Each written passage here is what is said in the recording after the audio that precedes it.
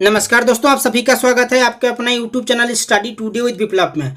तो आज की इस वीडियो में हम क्लास 8 मैथ से 20 वीवीआई एमसीक्यूज देखेंगे और वो भी आंसर के साथ। ठीक है, जो एग्जाम के लिए काफ़ी इंपॉर्टेंट है, इसलिए वीडियो को लास्ट तक देखिएगा। वीडियो को लाइक करके अपने दोस्तों में शेयर कर दीजिएगा। और इससे पहले इस तरह के 3 वीडियोस अपलोड हो चुके हैं और तीनों वीडियोस के लिंक आपको डिस्क्रिप्शन में मिल जाएगा। इस वीडियो को देखने के बाद उन तीनों वीडियोस को एक एक करके देख लीजिएगा। ठीक है, जो एग्जाम के लिए काफ़ी इंपॉर्टेंट है। और इस वीडियो को लास्ट तक देखिए, वीडियो को लाइक कीजिए, अपने दोस्तों में शेयर कीजिए। और इस तरह के वीडियोस देखने के लिए हमारे चैनल में जुड़े रहने के लिए चैनल को सब्सक्राइब करके बेल आइकन को प्रेस करके ऑल पे क्लिक करिए, क्योंकि इस चैनल में ऐसे ही वीडियोस मिलती रहती है। तो चलिए आज की इस वीडियो को शुरू करते हैं। तो चलिए स्टार्ट करते हैं। पहला सवाल देखिए, पहला सवाल है आपका यहाँ पर 7 का व्युत्क्रम होगा। 7 का व्युत्क्रम होगा। देखिए, व्युत्क्रम को गुणात्मक प्रतिलोम भी कहा जाता है, यानी कि मल्टीप्लिकेटिव इनवर्स। देखिए, जब दो परिमेय संख्याओं को गुना किया जाता है और यदि उनका गुणनफल 1 प्राप्त होता है तो हम कहेंगे कि प्रत्येक परिमेय संख्या दूसरे परिमेय संख्या का गुणात्मक प्रतिलोम यानी कि व्युत्क्रम है। ठीक है, जैसे कि मान लीजिए a बटा v है। a बटा v के साथ अगर v बटा a गुना करते हैं तो इसका गुणनफल 1 प्राप्त हो रहा है। गुणनफल 1 प्राप्त हो रहा है तो हम कहेंगे कि a बटा b का गुणात्मक प्रतिलोम v बटा a होगा। सेम इसी तरह जैसे कि मान लीजिए मैं यहाँ पर लिख रहा हूँ 7 बटा 5। ठीक है, 7 बटा 5 का गुणात्मक प्रतिलोम हो जाएगा आपका 5 बटा 7। आपको कुछ नहीं करना है, आपको चेंज कर देना है। यहाँ पर हर है, अंश में लिख देना है और अंश को आपको हर में लिख देना है। 7 बटे 5 का व्युत्क्रम हो जाएगा 5 बटा 7। जब दोनों को गुना करते हैं तो 1 प्राप्त होगा। क्लियर है। सेम इसी तरह आपको प्रश्न में पूछा है 7 का व्युत्क्रम होगा। देखिए, 7 को हम इस प्रकार से लिख सकते हैं, 7 बटा 1 लिख सकते हैं। तो 7 बटा 1 का व्युत्क्रम हो जाएगा आपका 1 बटा 7 हो जाएगा। क्लियर है। इस तरह आप किसी भी परिमेय संख्या का व्युत्क्रम यानी कि गुणात्मक प्रतिलोम निकाल सकते हो।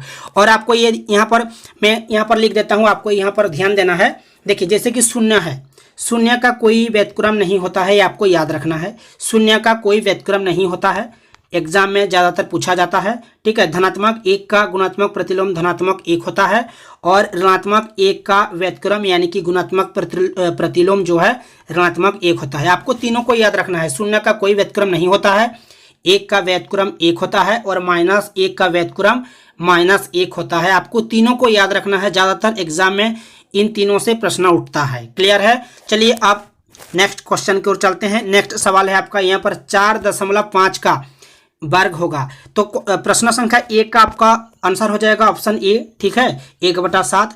और प्रश्न संख्या 2 को ध्यान से देखिएगा। प्रश्न संख्या 2 है यहाँ पर 4.5 का वर्ग होगा। 4.5 का वर्ग होगा। देखिए, वर्ग क्या होता है, स्क्वायर क्या होता है, किसी भी संख्या को उसी संख्या से जब गुना करते हैं ना तो जो गुणनफल प्राप्त होता है वह उस संख्या का वर्ग यानी कि स्क्वायर होता है। तो यहाँ पर 4.5 का वर्ग पूछा है, जो 4.5 को आपको 4.5 के साथ फिर से गुना कर देना है। ठीक है, गुना कर देना है। 4.5 गुना 4.5 जब गुना करते हैं तो आपका आ जाएगा 20.25 आ जाएगा। ठीक है, तो ऑप्शन बी आपका यहाँ पर करेक्ट हो जाएगा। ठीक है, ऑप्शन बी। नेक्स्ट सवाल देखिए,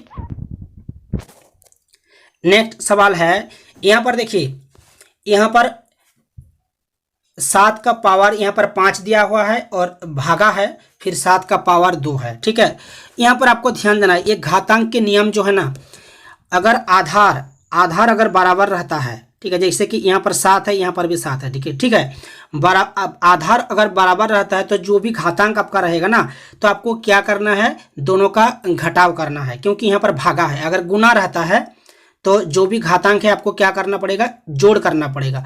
और यहाँ पर आपका भागा है तो आपको क्या करना है, दोनों का जो भी पावर है आपका माइनस कर देना है। ठीक है, तो यहाँ पर हो जाएगा आपका 7 ये हो जाएगा। ठीक है, जो कि ऑप्शन नंबर सी में दिया हुआ है। अगर यहाँ पर गुना होता तो आपको आपका जो 2 पावर यहाँ पर दिया हुआ है 5 और 2, तो दोनों का जोड़ हो जाता है। ठीक है, ऐसा हो जाता है। ठीक है, तो यहाँ पर ऑप्शन सी आपका यहाँ पर करेक्ट होगा। नेक्स्ट सवाल देखिए, 1331 का घनमूल होगा। 1331 का घनमूल होगा। देखिए, घनमूल कैसे निकाला जाता है, अगर आप अभाज्य गुणनखंड विधि से निकालोगे तो इस तरह से निकाला जाता है, जैसे कि मैं यहाँ पर आपको दिखा रहा हूं। देखिए, 1331 को जो है 11 से भागा जाएगा। ठीक है, 11 एकम 11 हो जाएगा। आपका यहाँ पर 2 बच रहा है, 2 इधर आएगा तो 23 हो जाएगा। 11 दूनी 22 हो जाएगा, फिर एक बच रहा है, एक इधर आएगा तो 11 हो जाएगा, 11 एकम 11, फिर 11 से जाएगा 11 एकम 11, आपका एक बच रहा है, इधर आएगा तो एक 11 हो जाएगा, 11 एकम 11, यानी कि 11 3 बार आ रहा है। ठीक है, यहाँ पर त्रिक निकालना पड़ता है, जब भी घनामूल निकालोगे तो आपको त्रिक निकालना पड़ता है, यानी कि तीनों में से किसी एक को लेना है। ठीक है, जैसे कि यहाँ पर निकला है आपका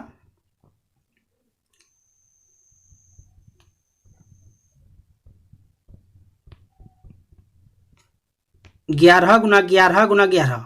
ठीक है, तो तीनों में तीन बार 11 आया है तो आपको 11 लेना है, ये हो जाएगा आपका आंसर। ठीक है, आप डायरेक्ट जो है आपका जो ऑप्शन दिया रहता है ना, जो 4 ऑप्शन दिया रहता है, चारों में से कोई एक तो होगा, तो आपको क्या करना है, आप अगर गुना करके भी निकाल सकते हो। जैसे कि यहाँ पर 11 है, 11 का अगर 3 बार गुना करके चेक करोगे तो आपका आ जाएगा 1331। इस तरह से भी आप निकाल सकते हो।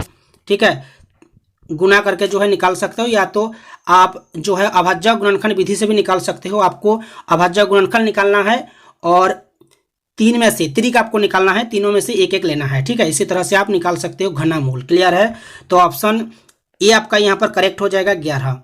नेक्स्ट सवाल देखिए, नेक्स्ट सवाल है 3x भागा 9 का गुणनखंड क्या होगा। ठीक है, आपको यहाँ पर गुणनखंड निकालने के लिए बोला गया। देखिए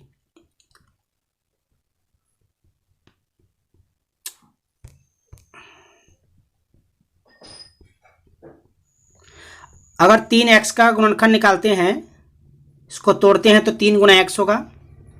ठीक है, और 9 का अगर निकालते हैं, इसको तोड़ते हैं 9 को, तो 3 गुना 3 होगा। तो यहाँ पर आपको ध्यान देना है कि कॉमन क्या है, यानी कि सार्वगुणनखंड यहाँ पर क्या है। देखिए यहाँ पर है 3 और यहाँ पर भी 3 कॉमन है, तो 3 यहाँ पर लिखिएगा, और यहाँ पर आपका बच रहा है x लिखिए, और भागा है, भागा चिन्ह लगाइए, और यहाँ पर आपका 3 बच रहा है, 3 लिखिए। ठीक है, तो हो जाएगा 3 इंटू x भागा 3। ठीक है, ये हो जाएगा आपका आंसर, जो कि ऑप्शन नंबर आपका ए में है। ठीक है, आप डायरेक्ट भी इसको निकाल सकते हैं, आपको यहाँ पर ध्यान रखना है। जैसे कि यहाँ पर 3 है और यहाँ पर भी 3 है, 3 गुना 3 है, 9 के बदले हम इस तरह से लिख सकते हैं, तो 3 गुना 3 है, तो 3 को कॉमन रखिए, और यहाँ पर आपका x बच रहा है, x लिखिए, और 3 तिया 9 होता है, यहाँ पर लिखिए। ठीक है, इस तरह से आपका आ जाएगा। ऑप्शन नंबर ए आपका यहाँ पर करेक्ट हो जाएगा। नेक्स्ट सवाल देखिए, नेक्स्ट सवाल है 4a घटाव 6, 4a माइनस 6 डिवाइडेड बाय आपका है 2 का मान होगा। आपको यहाँ पर भागा करना है, यहाँ पर ब्रैकेट लगा हुआ है, यहाँ पर 2 पद है, तो आपको क्या करना है। देखिए यहाँ पर जो 4a है, 4a को भी आपको इस 2 से जो है भागा करना है, और माइनस 6 को भी आपको 2 से भागा करना है, क्योंकि यहाँ पर 2 पद एक साथ है और ब्रैकेट लगा हुआ है, और भागा 2 है, तो आपको 2 से जो भागा देना है ना, 4a को भी भागा करना है और 6 को भी भागा करना है। जब 4a को भागा करते हैं तो आपका आता है 2, 2 दूनी 4 हो जाएगा, और आपका a बच रहा है, और यहाँ पर 2 तिया 6 हो जाएगा, 3 2 तिया 6। ठीक है, 2a माइनस 3 आपका यहाँ पर करेक्ट आंसर हो जाएगा, जो कि ऑप्शन नंबर बी में लिखा हुआ है। ठीक है, आपको इस 2 को जो है 4a को भी भागा करना है, और 6 को जो है 2 से भी भागा करना है। ठीक है, दोनों को आपको भागा करना है, तो 2 आंसर आ जाएगा, क्योंकि यहाँ पर 2 पद लिखा हुआ है। क्लियर है, तो ऑप्शन बी आपका यहाँ पर करेक्ट होगा। नेक्स्ट सवाल देखिए, नेक्स्ट सवाल है यहाँ पर 3x इक्वल टू 18 में x का मान होगा। देखिए 3x बराबर 18 में x का मान होगा।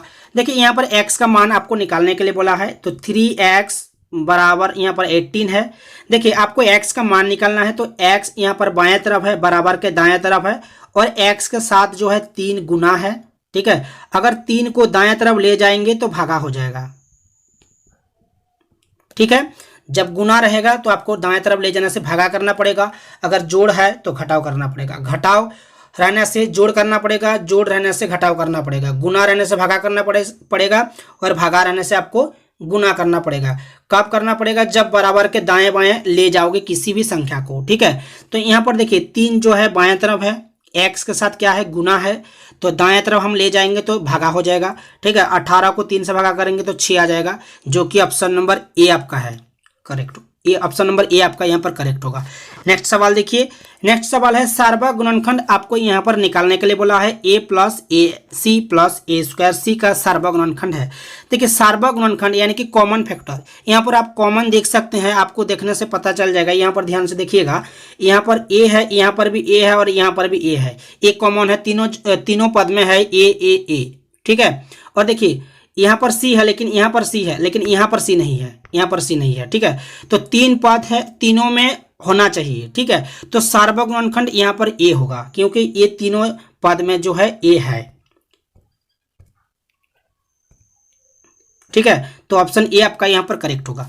नेक्स्ट सवाल देखिए, नेक्स्ट सवाल है py7 बराबर 24 का मान होगा। देखिए यहाँ पर आपको p का मान निकालना है, ठीक है। तो देखिए p बटा 7 बराबर 24 है। देखिए आपको p का मान निकालना है, तो p के साथ 7 क्या है, भागा के रूप में है, ठीक है। जब दाएं तरफ ले जाएंगे तो क्या हो जाएगा, गुना हो जाएगा, ठीक है। भागा रहने से गुना, गुना रहने से भागा, तो गुना अगर करते हैं तो 24 के साथ अगर गुना करते हैं तो आपका आ जाएगा 7 चौका 28 का 8 बचा 2, 7 दूनी 14, 2 16, 168, ठीक है। 168 आपका आंसर आ रहा है जो कि ऑप्शन नंबर सी, ठीक है। नेक्स्ट सवाल देखिए, नेक्स्ट सवाल है संख्या x और 5 का योग 12 है, 12 है, तो समीकरण होगा x और 5 का योग 12 है, तो x और 5 का योग देखिए ऑप्शन सी में है, x और 5 का योग 12 है, ये हो जाएगा आपका समीकरण, ठीक है, जो कि ऑप्शन नंबर सी में दिया हुआ है। क्लियर है। तो चलिए नेक्स्ट सवाल की ओर चलते हैं। वीडियो को लाइक कर दीजिए और ज़्यादा से अपने दोस्तों में शेयर कर दीजिएगा, और चैनल में अगर नए हो तो चैनल को सब्सक्राइब करके बेल आइकन को प्रेस करके ऑल पे क्लिक कर दीजिएगा, क्योंकि जैसे ही वीडियो अपलोड किया जाएगा आपके पास जो है नोटिफिकेशन आ जाएगा। तो चलिए नेक्स्ट सवाल की ओर चलते हैं। नेक्स्ट सवाल को ध्यान से देखिए। नेक्स्ट सवाल है एक फ्रॉक का मूल्य 440 रुपया है, सेल में 20% बट्टे की घोषणा की जाती है, तो इस फर्क पर बट्टे की राशि क्या है। एक फ्रॉक का मूल्य 440 रुपया दिया हुआ है, सेल में आपको 20% की बट्टे दी जाती है, ठीक है, डिस्काउंट दी जाती है, तो इस फ्रॉक पर बट्टे की राशि क्या होगी, यानी कि कितने रुपये जो है आपको यहाँ पर छूट मिलने वाली है, यानी कि डिस्काउंट मिलने वाली है। देखिए यहाँ पर आपको ऐसे निकालना है जैसे कि 20% बट्टे है ना, तो 100 में 20% परसेंट यानी कि प्रतिशत जो है आपको 100 में मिलेगा ना, तो 20% बट्टे की घोषणा की जाती है, तो 100 में 20 आपको ये बट्टे दी जाती है। तो यहाँ पर 440 रुपया जो है फर्क का मूल्य है, तो यहाँ पर आपको 440 गुना कर देना है, ठीक है। गुना करने के बाद आपको यहाँ निकालना है, देखिए जीरो ऊपर जीरो नीचे जीरो कट जाएगा, 0 0 कट जाएगा, तो 44 और 2 गुना करते हैं तो 88 आ जाएगा, यानी कि 88 रुपया जो है आपको इस फ्रॉक के ऊपर जो है बट्टे दी जाती है, यानी कि 88 रुपया आपका करेक्ट आंसर हो जाएगा, ठीक है। यहाँ पर बोला है कि बट्टे की राशि निकालना है, तो 88 जो है आपका करेक्ट होगा। नेक्स्ट सवाल देखिए, नेक्स्ट सवाल है एक दर्जन अंडे का मूल्य 60 रुपया है। एक दर्जन अंडे का मूल्य यानी कि 12 अंडे का मूल्य, एक दर्जन यानी कि 12 अंडे, एक दर्जन अंडे का मूल्य 60 रुपया, तो 10 दर्जन अंडे का मूल्य कितना होगा। देखिए एक दर्जन अंडे का मूल्य 60 रुपया है, यहाँ पर 10 दर्जन अंडे का मूल्य निकालने के लिए बोला है, तो 10 क्या होगा 60 के साथ गुना हो जाएगा, तो आपका 600 रुपया आ जाएगा, जो कि ऑप्शन नंबर सी में दिया हुआ है। क्लियर है, आपको गुना कर देना है। नेक्स्ट सवाल देखिए आयता के सभी कणों का योग डैश होता है। देखिए आयता के सभी कणों का योग डैश होता है, योग होता है, आयता के सभी कणों का योग होता है 360 डिग्री। आयता के प्रत्येक कोण 90 डिग्री करके होता है, ठीक है, तो 4 90 डिग्री करके होगा तो 360 डिग्री होगा, ठीक है। 4 गुना 90, 9 चौका 36, 360 डिग्री होगा, जो कि ऑप्शन नंबर ए में दिया हुआ है, ठीक है। नेक्स्ट सवाल देखिए, नेक्स्ट सवाल है एक घनाभ जिसकी लंबाई l, चौड़ाई v और ऊंचाई h है, तो पार्श्वपृष्ठ क्षेत्रफल होगा। देखिए घनाभ का पार्श्वपृष्ठ क्षेत्रफल बराबर सूत्र होता है 2 into L plus B into H,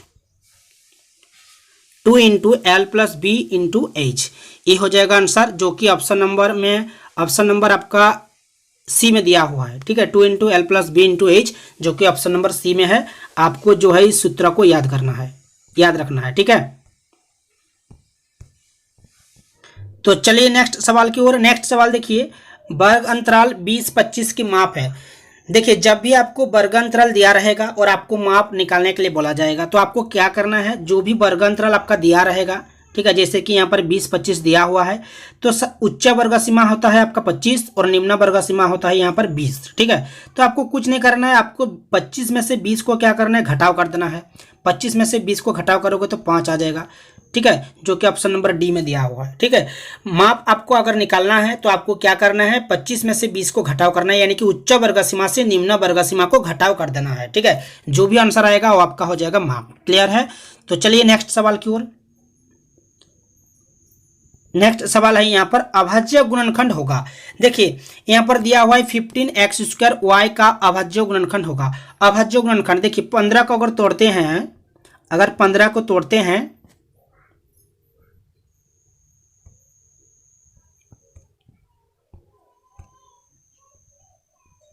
तो आ जाएगा 3 गुना 5, ठीक है। और x² को अगर तोड़ते हैं तो x गुना x आ जाएगा, सब में गुना लगा दीजिए, और y अकेला है, y होगा। तो देखिए 15 को अगर तोड़ते हैं तो 3 गुना 5, y² के बदले लिख सकते हैं y गुना y, सॉरी x² के बदले लिख सकते हैं x गुना x, और y के बदले लिख सकते हैं y, ठीक है। तो 3 गुना 5 गुना x गुना y, ये हो जाएगा आपका आंसर, जो कि ऑप्शन नंबर डी में लिखा हुआ है, ठीक है। देखिए 3 गुना 5 की जगह यहाँ पर लिखा हुआ है 5 गुना 3, वो सेम है, ठीक है, क्योंकि यहाँ पर दोनों तो अभाज्य संख्या है 5 गुना 3, तो ऐसा लिखा जा सकता है, ठीक है। 5 गुना 3 गुना x गुना y, ये हो गया आपका अभाज्य गुणनखंड। और यहाँ पर देखिए, यहाँ पर डायरेक्ट 15 लिखा हुआ है, 15 लिखा हुआ है, 15 को तो तोड़ा जा सकता था ना। और यहाँ पर देखिए, यहाँ पर 15 को तो तोड़ा है 5 गुना 3, लेकिन x² को रख दिया है, x² को भी तोड़ सकते हैं x गुना x, ठीक है। और यहाँ पर भी 15 को डायरेक्ट रख दिया है, x² को भी डायरेक्ट रख दिया है, इसीलिए जो है ऑप्शन डी आपका यहाँ पर करेक्ट होगा, 5 गुना 3 गुना x गुना y। नेक्स्ट सवाल है x² माइनस x प्लस 1 किस प्रकार का बीजीय व्यंजक है। देखिए यहाँ पर 3 पद है, 3 पद है, x² एक पद है, माइनस x एक पद है, और प्लस 1 भी एक पद है, तो हम कह सकते हैं कि त्रिपदी बीजीय व्यंजक है, ठीक है। ऑप्शन सी आपका यहाँ पर करेक्ट हो जाएगा, त्रिपदी। क्लियर है? एक पदी रहेगा तो आपको एक पदी में टिक करना है, ठीक है। यहाँ पर 3 पद है, 1 2 और 3, ठीक है, तो त्रिपदी होगा। क्लियर है? नेक्स्ट सवाल देखिए, मंदी के कारण 500 रुपये में मिलने वाली शर्ट के दाम में 30% की कमी हो गई। अब शर्ट का दाम कितना होगा? मंदी के कारण जो है 500 रुपये में मिलने वाली शर्ट के दाम में 30% की कमी हो गई, यानी कि 100 में 30 रुपया की कमी हो गई।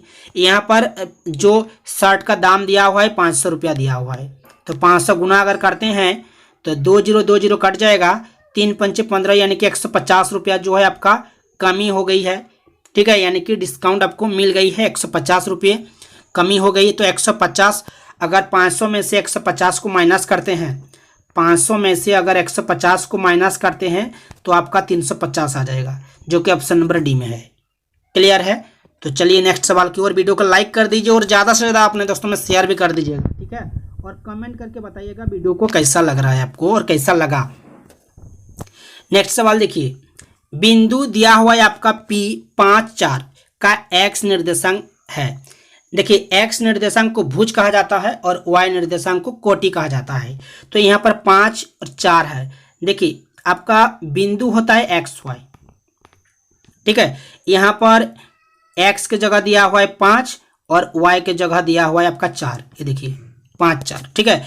x निर्देशांक यानी कि ये जो 5 है यानी कि भुज, और y निर्देशांक यानी कि जो 4 लिखा हुआ है यानी कि कोटि, ठीक है। यहाँ पर आपको पूछा है कि x निर्देशांक है, तो ये x है और ये y है, ये x निर्देशांक है और y निर्देशांक है। तो x निर्देशांक यहाँ पर 5 है। अगर आपको पूछता कि y निर्देशांक है, y निर्देशांक यानी कि यहाँ पर 4 हो जाता, तो यहाँ पर x पूछा है तो 5 है, ऑप्शन सी आपका यहाँ पर करेक्ट होगा। नेक्स्ट सवाल देखिए, अंतिम सवाल है, दी गई आकृति है एक डैश। दी गई आकृति एक समांतर चतुर्भुज है या समलम चतुर्भुज या पतंग या समचतुर्भुज। दी गई आकृति है, आकृति कैसा है बताइए, समांतर चतुर्भुज है कि समलम चतुर्भुज है कि पतंग है कि समचतुर्भुज। देखिए साफ साफ आपको दिख रहा है यह एक पतंग है। क्या है? एक पतंग है। इस चतुर्भुज में दो बराबर आसन्न भुजाएं हैं, एडी और एबी, दो बराबर आसन्न भुजाएं हैं। ठीक है, ये आसन्न भुजाएं हो गए, एक युग्म हो गया आपका एडी और एबी, और दूसरा युग्म है यहाँ पर डीसी और सीबी। क्लियर है? दो युग्म है आसन्न भुजाएं जो कि बराबर है, इसलिए यह एक पतंग होगा, जो कि ऑप्शन नंबर सी आपका यहाँ पर करेक्ट होगा। ठीक है, तो दोस्तों वीडियो को कैसा लगा कमेंट करके जरूर बताइए। वीडियो को अगर अच्छा लगा है तो वीडियो को लाइक कीजिए, ज़्यादा से ज़्यादा अपने दोस्तों में शेयर कर दीजिए। ठीक है, और इस चैनल में अगर नए हो तो चैनल को सब्सक्राइब करके बेल आइकन को प्रेस करके ऑल पे क्लिक कर दीजिए, क्योंकि इस चैनल में ऐसे ही वीडियोस मिलती रहती है। तो दोस्तों मिलते हैं नेक्स्ट वीडियो में, तब तक के लिए बाय, थैंक यू।